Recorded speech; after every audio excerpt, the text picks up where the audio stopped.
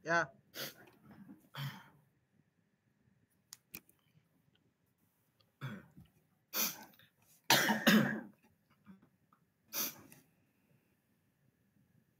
Sabar. Bismillahirrahmanirrahim. Assalamualaikum warahmatullahi wabarakatuh. Waalaikumsalam Waalaikumsalam warahmatullahi warahmatullahi wabarakatuh. wabarakatuh.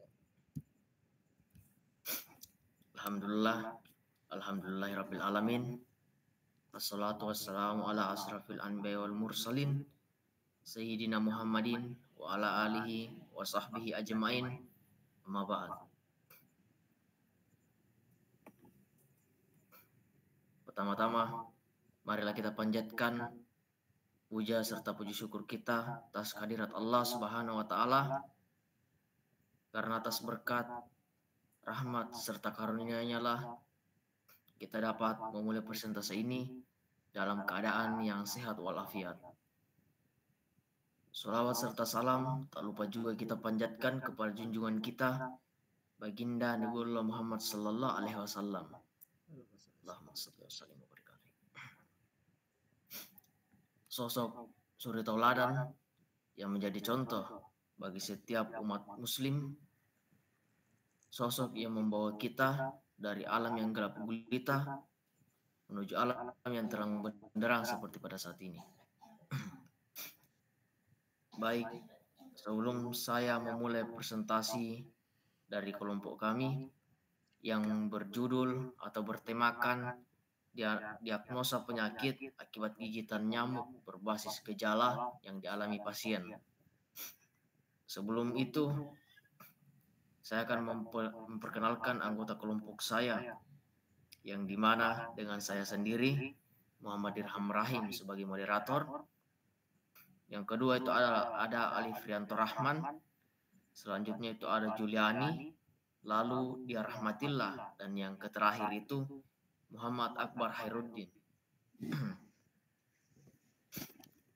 Adapun materi pertama, yaitu latar belakang, akan dijelaskan oleh saudari saya, Juliani. Saya persilahkan. Baik, terima kasih moderator. Penyakit akibat gigitan nyamuk seperti demam berdarah, malaria, dan virus Zika terus menjadi tantangan kesehatan masyarakat di berbagai negara tropis dan subtropis. Penyakit ini ditularkan melalui gigitan nyamuk Aedes aegypti sebagai faktor utama dan Aedes albopictus sebagai faktor sekunder. Masyarakat memiliki peran yang cukup penting mengeliminasi faktor sebagai langkah utama dalam upaya memutus rantai penularan untuk mencegah munculnya kasus di masa depan. Yang kedua, nyamuk sebagai faktor penyakit.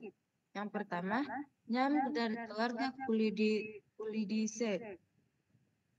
Salah ya, apa kau bacanya? Lanjut saja, salah. Apa bacanya itu?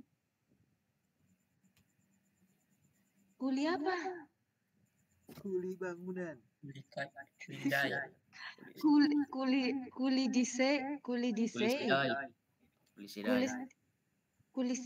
Kulisidae. Nah, biar salah lanjut bisa aja. Biar salah lanjut bisa aja. Maaf. Jangan. Ini juga yang di atas apa ini? Aedes aegypti. Aedes SP. SP bukan. Aegypti. Yang mana? Ini yang di latar belakang di gigitan nyamuk Aedes aegypti. Aedes aegypti. Egypt Bacanya Egypt. Yang aku bilang Egypt. Iya, Egypt. Ini nah. Bukan Ini kan LPG, bukan LPG, Egypt. Nih, dengar. Egypt. Ini Aedes aegypti. Aedes aegypti. Aedes albopictus. Albopictus toh? Ya. Aman toh? Aedes toh? Nah. Aedes. Kulisidae. Bukan. Aegypti apa? Kulisidae. Kulisit mo. Oke. Kulisit. Ekpit. Kalau salah jangan kau ketawa. Biar mi. Ulangi. Aedis. Kita Yo. bukan kita bukan nabi, boy. Manusia, Kita boy. manusia boy, bukan nabi. Nabila nanti bu, iya boy. Nanti kamu nilai E ya, boy. Cepat mu, mau Ya, nubet cepat, laptopku. cepat. Cepat mi. Caski. Kalau salah, bacem saja. Gasim saja. Iya, Biar sorry. kalau salah kata aja saja, enggak masalah ji. Jangan mau berhenti. Oke. Lama itu. Yuk. 1, 2, 3. Bismillahirrahmanirrahim. Assalamualaikum warahmatullahi wabarakatuh. Waalaikumsalam warahmatullahi Waalaikumsalam warahmatullahi wabarakatuh. Alhamdulillahirabbil alamin.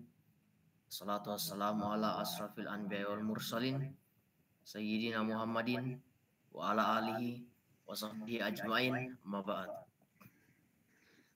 Pertama-tama, marilah kita panjatkan puja serta puji syukur kita atas kehadirat Allah Subhanahu wa taala. Karena atas berkat, rahmat dan karunia-Nya lah kita dapat menjalankan presentasi ini dalam keadaan yang sehat walafiat. Salawat serta salam tak lupa juga kita panjatkan kepada junjungan kita Baginda Nabiullah Muhammad sallallahu alaihi wasallam. Sosok suri tauladan yang menjadi contoh bagi setiap umat muslim, sosok yang membawa kita dari alam yang gelap gulita menuju alam yang terang benderang seperti pada saat ini. Baik. Pertama-tama, sebelum saya membawakan materi yang berjudul diagnosa penyakit akibat gigitan nyamuk berbasis gejala yang dialami pasien, izinkan saya memperkenalkan anggota kelompok kami. Adapun anggota kelompok kami itu yang pertama dengan saya sendiri, Muhammad Irham Rahim sebagai moderator. Yang kedua itu ada Alif Rianto Rahman, selanjutnya ada Juliani, lalu di Rahmatillah, dan yang terakhir itu Muhammad Akbar Khairuddin. Adapun materi pertama yaitu latar belakang akan dibacakan oleh saudari saya yaitu Juliani. Dengan itu saya persilahkan. Baik, terima kasih moderator. Materi pertama, penyakit akibat gigitan nyamuk seperti demam berdarah, malaria, dan virus Zika terus menjadi tantangan kesehatan masyarakat di berbagai negara tropis dan subtropis. Penyakit ini ditularkan melalui gigitan nyamuk Aedes aegypti sebagai faktor utama dan Aedes albopictus sebagai faktor sekunder. Masyarakat memiliki peran yang cukup penting mengeliminasi faktor sebagai langkah utama dalam upaya memutus rantai penularan untuk menjaga munculnya kasus di masa depan. Nyamuk sebagai faktor penyakit. Nyamuk dari keluarga Clostridium. Nyamuk yang termasuk dalam keluarga Clostridium merupakan faktor utama bagi berbagai penyakit menular seperti dengue, Zika, dan malaria. Nyamuk yang termasuk dalam keluarga Clostridium merupakan faktor utama bagi berbagai penyakit menular seperti dengue, Zika, dan malaria. Yang kedua, kemampuan deteksi inang. Nyamuk memiliki kemampuan luar biasa untuk mendeteksi inang melalui sinyal seperti karbon dioksida, suhu tubuh, dan kelembapan yang mudah mereka untuk menemukan mangsa. Yang ketiga, interaksi manusia dan lingkungan. Interaksi antara manusia dan lingkungan sekitar memainkan peran penting dalam proses transmisi penyakit, di mana faktor-faktor seperti kebersihan dan pembangunan infrastruktur dapat mempengaruhi penyebaran penyakit. Yang keempat, habitat HSP. Habitat perkembangbiakan HSP terutama tempat penampungan air sangat berkontribusi terhadap penyebaran berbagai penyakit menular yang dibawakan oleh penyamuk. Yang ketiga, proses penyebaran penyakit oleh nyamuk. Nyamuk berperan sebagai vektor dalam penyebaran berbagai penyakit menular dengan cara menghisap darah dari manusia atau hewan yang terinfeksi dan kemudian mentransfer patogen seperti parasit atau virus ke individu sehat. Proses penyebaran ini sangat bergantung pada perilaku nyamuk seperti tempat perindukan, pola makan, dan mobilitasnya. Sekian dari saya kembalikan ke moderator. Baik, terima kasih atas pemaparannya. Adapun untuk materi selanjutnya, yaitu penyakit yang disebabkan oleh nyamuk, akan dibacakan oleh saudari saya, yaitu Dia Rahmatillah. Untuk itu saya persilahkan. Baik, saya akan membacakan penyakit yang disebabkan oleh nyamuk. Yang pertama itu malaria, disebabkan oleh parasit Plasmodium yang ditularkan melalui gigitan nyamuk Anopheles, mengakibatkan demam tinggi dan nyeri tubuh. Yang kedua, demam berdarah, dengue, DBD. Penyakit ini memerlukan pendekatan komprehensif dalam pencegahan termaksud pengendalian vektor dan edukasi masyarakat. Ketiga, chikungunya ditularkan oleh nyamuk Aedes, menyebabkan gejala seperti nyeri sendi yang parah dan demam. Yang keempat disebabkan oleh virus demam kuning disebabkan oleh virus yang ditularkan melalui gigitan Aedes dan Haemococcus, dapat menyebabkan komplikasi serius jika tidak ditangani. Yang kelima, Zika. Virus ini ditularkan melalui gigitan nyamuk Aedes dan dapat menyebabkan komplikasi serius selama kehamilan, termasuk cacar air. Pengendalian vektor nyamuk. Upaya pengendalian nyamuk sebagai vektor penyakit dilakukan melalui berbagai pendekatan, termasuk pengendalian habitat, penggunaan insektisida, dan metode biologis.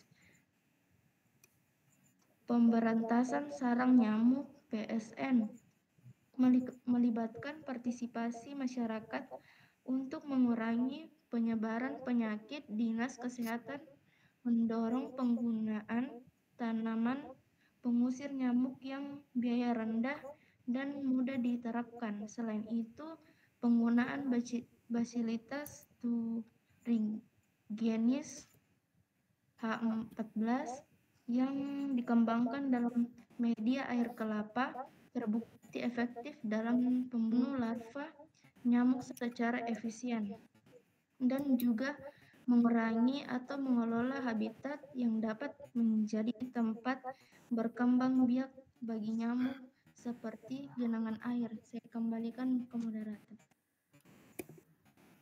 Baik, terima kasih saudara Dia. Untuk materi selanjutnya, metode forward training dalam diagnosis akan dibawakan oleh saudara saya, yaitu Akbar Herudin. Untuk itu saya persilahkan. Terima kasih kesempatannya moderator. Baik, materi pertama itu metode forward chaining dalam diagnosis. Ada 3, yaitu pertama, definisi forward chaining. Forward chaining adalah metode yang memulai dari fakta-fakta awal dan menerapkan aturan untuk mencapai kesimpulan. Kedua, yaitu proses pencocokan gejala. Gejala yang dilaporkan pasien dicocokkan dengan aturan yang ada, memungkinkan diagnosa awal berdasarkan data yang tersedia. Yang ketiga, contoh praktis. Jika pasien mengalami demam dan sakit kepala, sistem dapat menyimpulkan kemungkinan penyakit yang dialami dan memberikan saran awal. Tampilan data dalam sistem pakar. Yang pertama yaitu daftar penyakit. Sistem akan menampilkan daftar penyakit umum yang disebabkan oleh gigitan nyamuk, seperti demam berdarah dan malaria, untuk membantu identifikasi awal. Yang kedua itu gejala. Setiap penyakit akan disertai dengan gejala, yaitu gejala yang relevan, termasuk demam, nyeri sendi, dan ruam, untuk memudahkan penggunaan menghubungkan gejala dengan penyakit. Yang terakhir itu rekomendasi. Sistem yang memberikan rekomendasi tindakan yang perlu diambil oleh pasien atau tenaga medis, seperti pengobatan yang tepat atau langkah pencegahan untuk menghindari penyebaran penyakit. Saya kembalikan kepada moderator. Baik, terima kasih atas pemaparannya, Saudara Akbar.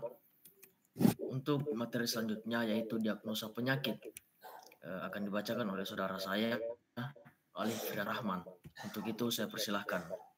Baiklah, saya akan menjelaskan tentang diagnosa penyakit. Adapun kode penyakit yang pertama ditandai dengan P001. Nah, penyakitnya yaitu demam berdarah Donggio, dan penyakit pada nomor P002. Nah, penyakitnya itu penyakit malaria, dan selanjutnya P003 penyakit chikungunya, dan P004 itu penyakit demam kuning, dan P005 itu adalah penyakit Zika. Adapun tabel gejala penyakitnya atau kode-kode gejala, yang pertama itu G001 demam, G002 itu merasa kedinginan, G003 tubuh merasa sakit, G004 itu sakit kepala, G005 itu sakit saat menelan, G006 terasa lemas dan lemah, G007 muncul bintik-bintik berwarna merah, dan G008 panas tubuh tinggi, G009 otot terasa nyeri, G010 nafsu makan menurun, G011 merasa mual-mual, G012 denyut nadi terasa lemah, G013 merasa ngilu, G014 merasa persendian membengkak, G015 stamina terasa menurun, G016 stamina terasa menurun, G017 merasa ingin muntah, G018 penglihatan terganggu bila melihat cahaya,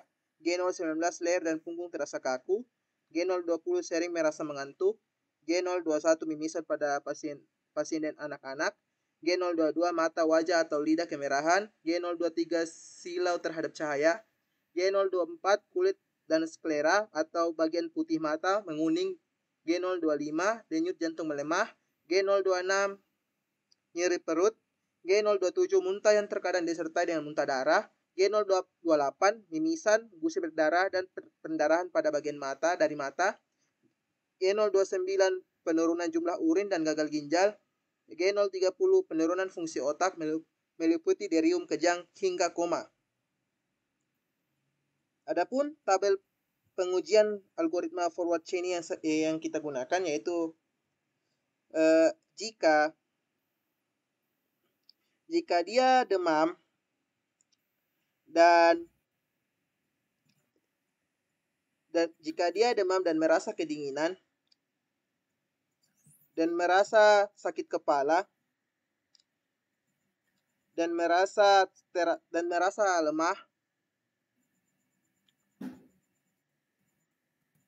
dan merasa muncul bintik-bintik berwarna merah dan merasa panas tubuhnya tinggi dan merasa ototnya terasa nyeri dan merasa dia mual-mual dan merasa denyut nadi terasa lemah dan merasa ngilu dan merasa staminanya terasa menurun dan merasa ingin muntah, maka penyakit yang didiagnosa yaitu penyakit demam berdarah Donggio. Adapun yang kedua, jika dia merasa demam dan merasa kedinginan dan merasa tubuhnya terasa sakit dan merasa sakit kepala dan merasa lemas dan lemah dan merasa panas tubuhnya tinggi dan merasa ototnya terasa nyeri dan merasa nafsu makannya turun dan merasa mual-mual dan merasa denyut nadi terasa lemah dan merasa ngilu dan merasa staminanya terasa menurun dan staminanya juga terasa menurun dan merasa ingin muntah dan merasa leher dan punggung terasa kaku, maka diagnosa penyakit malaria. Dan penyakit ketiga itu kode gejalanya, nomor 3 itu gejalanya yaitu jika dia demam dan merasa kedinginan dan merasa tubuhnya terasa sakit dan merasa sakit kepala dan merasa lemas dan lemah dan merasa panas tubuhnya tinggi dan merasa nafsu makannya turun dan merasa ototnya terasa nyeri dan merasa mual-mual dan merasa denyut nadi terasa lemah dan merasa ngilu dan merasa persendian mulai membengkak dan merasa leher dan punggung terasa kaku dan merasa sering mengantuk, maka dia diagnosa penyakit cikungunya. Selanjutnya pada nomor 4 yaitu jika dia merasa demam dan merasa kedinginan dan merasa tubuhnya terasa sakit dan merasa sakit kepala dan merasa lemas dan lemah dan merasa panas tubuhnya tinggi dan merasa nafsu makannya turun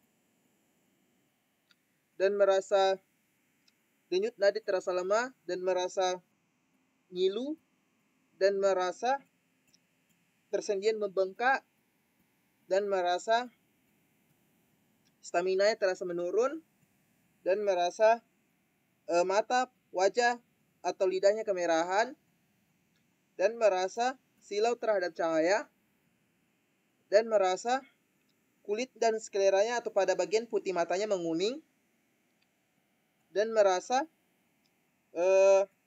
denyut jantungnya melemah dan merasa nyeri pada perut dan merasa muntah yang terkadang disertai muntah darah dan merasa mimisan, gusi berdarah dan pendarahan dari mata dan merasa pusing, maka dia diagnosa penyakit pada nomor 4 yaitu demam penyakit kuning. Selanjutnya nomor 5 jika dia merasa demam, merasa kedinginan dan merasa tubuhnya terasa sakit dan merasa sakit kepala dan merasa lemas dan lemah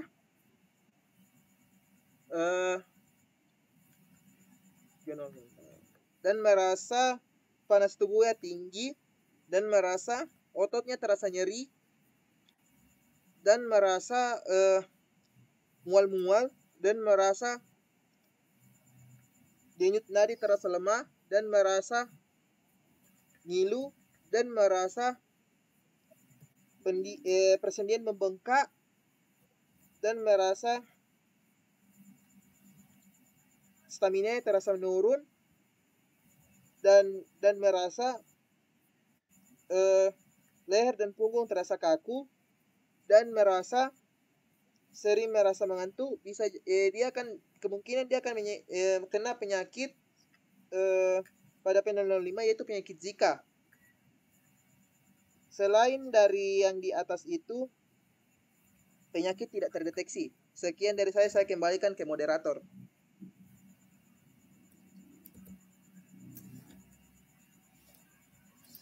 Baik, terima kasih Saudara Alif atas pemaparannya. Jadi dari pemaparan anggota kelompok kami, bisa saya simpulkan gigitan nyamuk terutama spesies Aedes aegypti dan Aedes albopictus menjadi penyebab utama penyebaran penyakit berbahaya seperti demam berdarah, malaria, dan virus Zika di daerah tropis dan subtropis. Proses penularan ini melibatkan nyamuk sebagai vektor yang menghisap darah dari individu yang terinfeksi dan kemudian mentransfer patogen ke individu sehat. Upaya pengendalian difokuskan pada pengurangan populasi nyamuk melalui pengendalian habitat, penggunaan inseksida, dan pendekatan biologis. Forward chaining dapat membantu dalam diagnosisnya penyakit dengan menyediakan data tentang penyakit, gejala, dan rekomendasi. yang akan membantu bagi para pengguna medis dalam menyimpulkan penyakit apa yang diderita oleh pasien.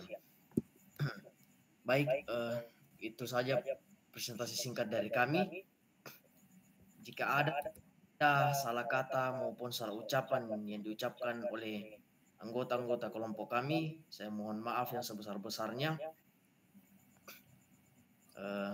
Billahi fisabilil haq, fastabiqul khairat. Wassalamualaikum warahmatullahi wabarakatuh. Waalaikumsalam warahmatullahi wabarakatuh.